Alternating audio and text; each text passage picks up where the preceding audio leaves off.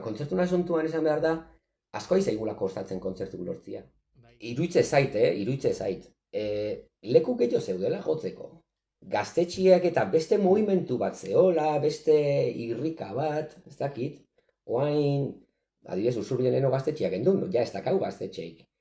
Kulturalki oso aberatsa da Usurbile, baina bai, lekuta da deitu eta ez ditue kontzertu egiten, o kontzertu gutxi egiten dituzte, edo gero beste gai bat da baita ere, talde pila bat dagoela. Eta horri, juntatzen baldin baino jotzeko legeo leku gutxillo, zebaina egia pasatzen, derrepente, zubi azpin jotzea, kako txartian, hoi edo miribila bete. Emateu hor erdiko zea hortan oso, ez dakit, mugimendu gutxi edo. Hala ere, 3 kontzertu lortu ditugu.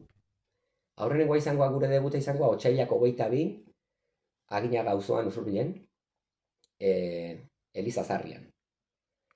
Gero beste badakau, maiatzak 17, herriko burdina webguneak edo, heavy metalian erreferente dian herriko burdina, apuntatu. Euskarazko heavy metala. Hori da.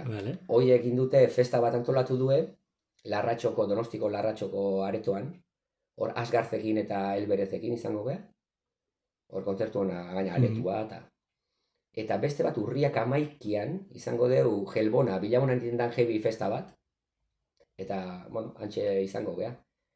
Baina, hemen aprotxatuko desateko, Oiartzun irratin, irikita gaudela kontratazioa, Oiartzun gaudaletxian entzuteguen, merketa hon, urtzi? Bai.